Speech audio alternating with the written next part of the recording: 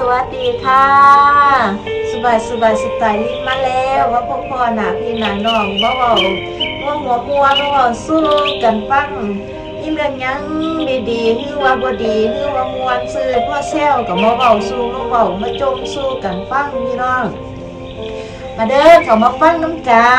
นผู้ใดจะได้มาเว้ามาคุยกันเด้อสิจมให้ฟังมื้อนี้สิจมเรื่องหยังหรือสิจมเรื่องหยังเขามาฟังน้ำกัน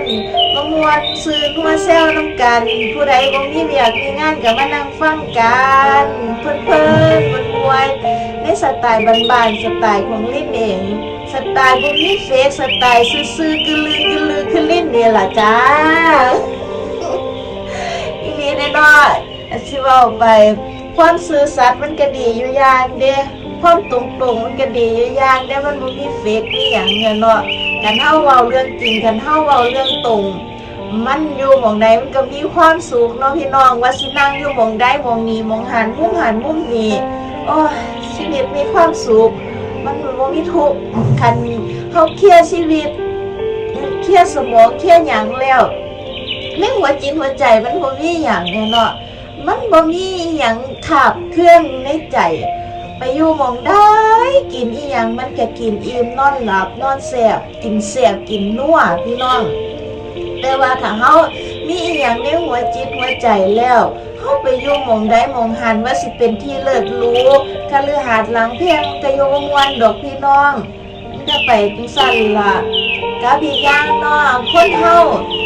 ย่ำอยู่น้ำกันโดนเข้ามาผัวเมียหรือว่าคู่ฮักหรือว่าแฟนหรือว่าหยังกระสร้างกันเฮาได้ใส่ชีวิตน้ำกันใส่ไปโดนแล้วก็สิคิดว่าเป็นของเจ้าของอยู่ตลอดแล้วให้ความซื่อสัตย์โดยที่บ่หวังอีหยังเลยบ่คิดหน้าคิดหลังบ่ฮักเจ้าของบ่ฮู้จักระวังเนื้อระวังตัวพี่น้องการที่ไปฮักเขาข้างเดียวน่ะบ่แม่นว่าเป็นผัวเป็นเมียกันแล้วมันสิเลิกกันบ่ได้บ่แม่นเด้มันมีช่วงจังหวะของเฮายิ่งคนเฮาอยู่นำกันโดนหลายปีจังซี่น่ะความแบบที่ว่าลิ้นกับฟันเนาะมันก็เว้ากันก็บ่ถูกกันก็หลายอย่างหลายสิ่งหลายอย่างพี่น้องมันบ่แม่นว่าสิเว้าม่วนสิมีความสุขกันอยู่ตลอดเวลามันบ่มีคู่ใดที่เป็นจังซั่นดอกพี่น้องมันก็ต้องมีกระทบกระทั่งคือคลื่นน้ำนั่นล่ะคลื่นน้ำมันก็สิมีขึ้นมีลงมันก็มียามน้ำนิ่งก็มีจังซี่นะมันคล้ายๆกันล่ะพี่น้องเพราะฉะนั้นถ้าเฮาไปโฟกัสชีวิตแห้งหลายเฮาไปฮักแห้งหลายหรือไปหวังไปตั้งความหวังแห้งหลายมันก็ผิดหวังหลายถ้ายิ่งบ่ทันได้แต่งงานกันหรือว่าแต่งงานก็สร้างเฮาสิไปปักหลักว่าโอ้ผู้ชายคนนี้ผู้หญิงคนนี้จะต้องเป็นคู่ครองของเฮาตลอดชีวิตอย่าไปคิดจังซั่นพี่น้องคนเฮาน่ะแม่สิอยู่นำกันขนาดสวีทหวานแหววซุมื้อน่ะเขาก็ยังมีนอกใจเฮาสิไปเชื่อไผบ่ได้เลยเฮาต้องรู้จักระวังตัวระวังใจเฮาไว้บ้างเวลาผิดหวังมากแม่จังว่าสิบ่ได้แห้งจังซี่นะ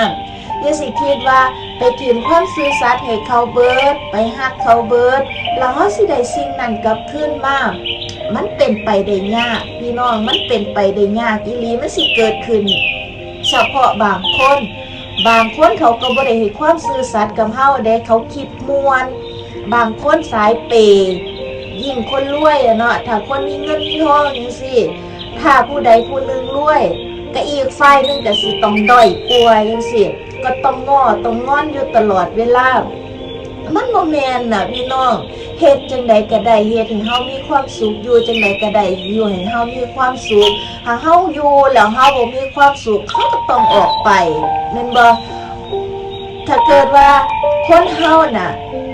มันทุกข์ใจเนาะแค่นี้มันบ่ตรงกันมันไปนำกันยากเด้อพี่น้องถ้าเกิดว่ามีปัญหากันนิดๆหน่อย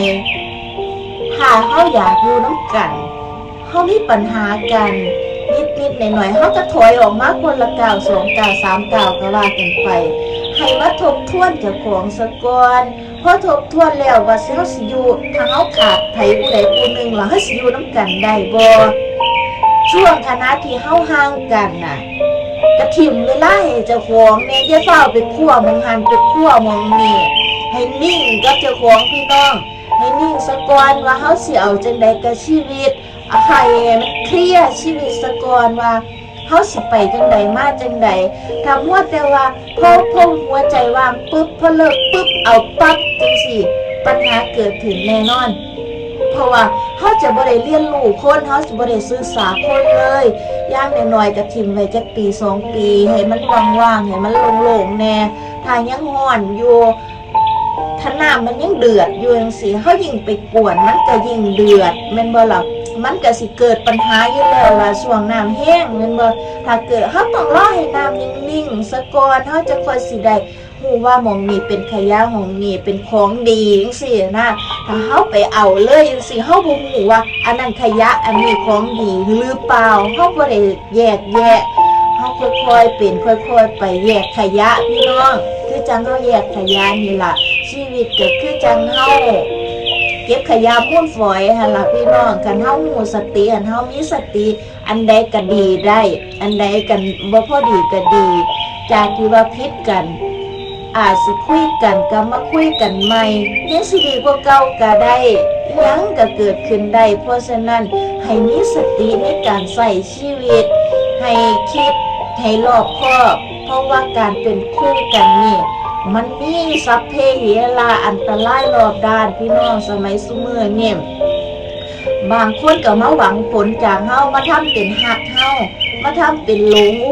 หลงไหลได้เปิ่มใหม่ๆคนเฮ็ดได้เบิดแต่ถ้าอยู่นำกันอีหลีอีหลอน่ะ2ปี3ปีขึ้นไปเนี่ยไล่ก็ออกทุกไล่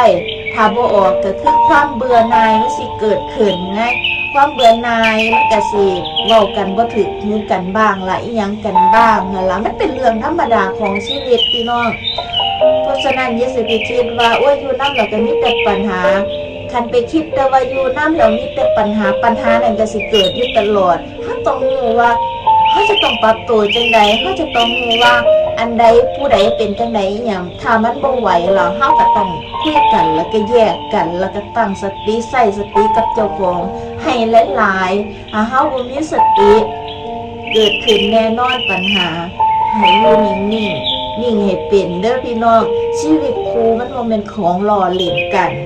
มันสามารถ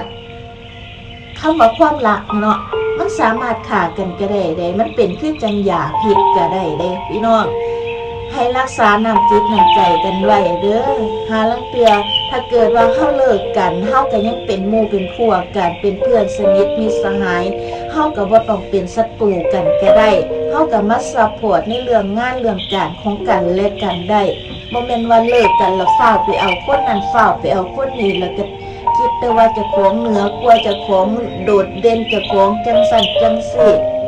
มันมีหลายเหตุผลแหละพี่น้องเพื่อจะเอาชนะกันน่ะถ้าบ่มีสติน่ะมันก็จะออกจังซั่นแต่ถ้าเฮามีสติเฮาจะนิ่งคิดเราสิ่งดีๆก็สิกลับมาหาเฮา